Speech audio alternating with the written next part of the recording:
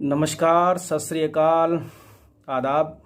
मैं हूं मंजीत सिंह पटेल और आज मैं आप लोगों के लिए उस लेटर को लेकर के आया हूं जिस लेटर को वित्त मंत्रालय से अंडर सेक्रेटरी संजय कुमार झा साहब ने मुझे मेरे रिप्रेजेंटेशन के जवाब में भेजा है 1 जनवरी 2021 को। और इस लेटर की न्यूज़ को ऑलमोस्ट आप लोगों ने कहीं ना कहीं व्हाट्सएप पे या सोशल मीडिया पे, फेसबुक पे कहीं ना कहीं ज़रूर देखा होगा। इस न्यूज़ को लगभग सभी राष्ट्रीय समाचार पत्रों ने अपनी वाल पर ज़रूर शेयर किया है। तो वो लेटर क्या है आज देख लेते हैं। और इसके पहले मैं आप लोगों से एक चीज़ और साझा करना चाहूँगा कि मई महीने में सन 2020 में जब हमने प्रधानमंत्री जी को पुरानी पेंशन बहाली संबंधित एक रेजोल्यूशन लेटर पेश किया था, जिसके जवाब में मई में ही उन्होंने वित्त मंत्रालय के माध्यम से मुझे वो जो जवाबी पत्र भेजा था, जिसमें ये कहा गया था कि कोविड के दरमियान ये फाइनेंशियल जो है डिसीजन तर्कसंगत नहीं होगा और उस रिप्रेजेंटेशन को, उस रेजोल्यूशन को मानने से भारत सरकार ने इनकार कर दिया था। अब 1 जनवरी 2021 को नए वर्ष में बिल्कुल पहले ही दिन पे उन्होंने वित्त मंत्रालय के द्वारा जो मुझे जवाब भेजा है, तो उस लेटर को हम थोड़ा सा शेयर कर लेते हैं, आपके बीच देख लेते हैं। इसमें जो हमने उनसे अनुशंसा की थी, हमने उनसे जो रिक्वेस्ट की थी, वो रिक्वेस्ट क्या है। तो ये है, आप इसे स्क्रीन पर देख सकते हैं कि भारत सरकार वित्त मंत्रालय वित्तीय सेवाएं विभाग से ये लेटर आया है, द्वितीय तल जीवनदीप भवन, संसद मार्ग, नई दिल्ली से 1 जनवरी 2021 को। और मेरे नाम से है ये, टू श्री मंजीत सिंह पटेल। और इसका सब्जेक्ट उन्होंने जो दिया है, representation of Shri Manjeet Singh Patel received for abolition of national pension system and for restoration of old pension scheme.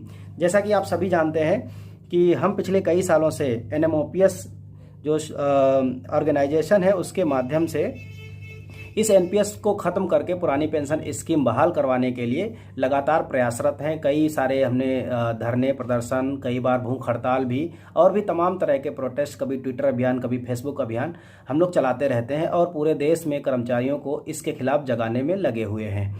तो इसके जवाब में उन्होंने जो मुझे भेजा है, आप इसको देख सकते हैं कि उन्होंने ये बताया है, जो पॉइंट नंबर 3 है, your concerns in this regard have been noted.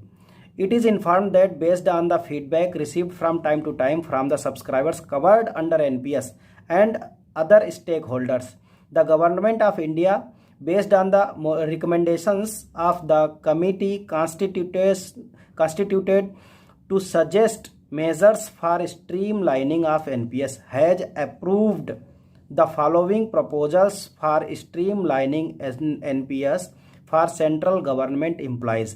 अब उन्होंने यही बात बताई है कि स्ट्रीम लाइनिंग ऑफ NPS के लिए उन्होंने तमाम सारे स्टेप उठा रखे हैं। और उन स्टेप में से जैसे उन्होंने बताया है कि 10% से सरकारी अंशदान को बढ़ा करके 14% कर दिया गया है। और इसके साथ साथ उन्होंने एक फ्रीडम प्रोवाइड कराई है कि अब सब्सक्राइबर यानी NPS उपभोक्ता अपने पेंशन फंड पैटर्न को चूज कर सकता है कि वो इन्वेस्टमेंट किस तरीके से हो।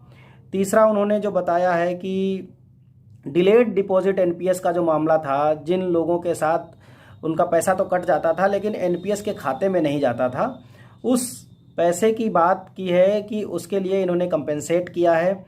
और चौथा पॉइंट टियर 2 से संबंधित है, हम लोगों से संबंधित नहीं है। इसके अलावा एक और उन्होंने पॉइंट दिया है, 5वां पॉइंट, और उसमें ये कहा है कि पहले 40% जब सुपर एन्युएशन पे कोई कर्मचारी रिटायर हो जाता था, तब जो टोटल कार्पस था उसके 40% हिस्से पर इनकम टैक्स नहीं लगता था, लेकिन उसे बढ़ा करके भारत सरकार ने 60% कर दिया है। और सबसे जो लास्ट में उन्होंने एक बहुत ही महत्वपूर्ण बात लिखी है, वो ये है कि it is further assured that keeping in view the concerns of NPS subscribers, the government is committed to protect the interests of subscribers. उन्होंने बड़ी अच्छी बात कही है कि गवर्नमेंट कमिटेड है NPS सब्सक्राइबर्स के इंटरेस्ट को प्रोटेक्ट करने के लिए।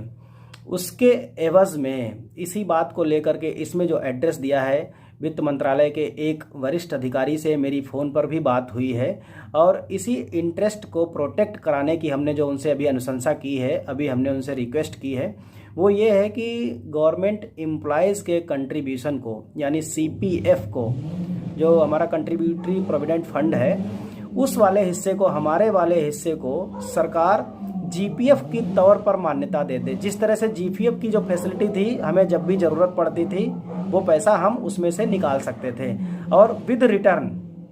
यानी अभी जो सरकार ने जो हमें फैसिलिटी दे रखी है वो ये है कि हमें केवल अपने वाले कंट्रीब्यूशन का 25% ही निकालने की आज़ादी है, वो भी विशेष परिस्थितियों में। और उस 25% में केवल और केवल हमारा कंट्रीब्यूशन शामिल है, उस कंट्रीब्यूशन में कंट्रीब्यूशन पर लगने वाला इंटरेस्ट या रिटर्न शामिल नहीं है। तो अभी मेरी उनसे काफ़ी बात हुई है और उन्होंने हमें आश्वासन भी दिया है कि जल्द ही इस स्टेप पर एक ठोस डिसीजन लिया जा सकता है अगर भारत सरकार कन्विंस हो जाती है।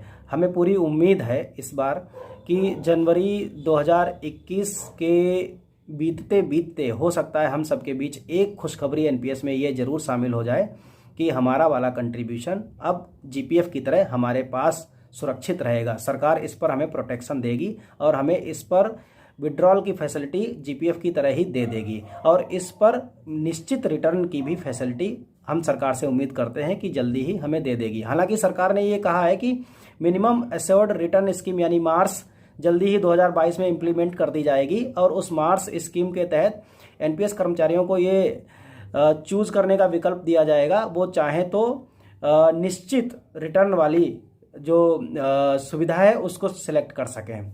तो आज के लिए बस इतना ही, और अभी कोई अगर नई सूचना आएगी तो हम ज़रूर आपके बीच शेयर करेंगे।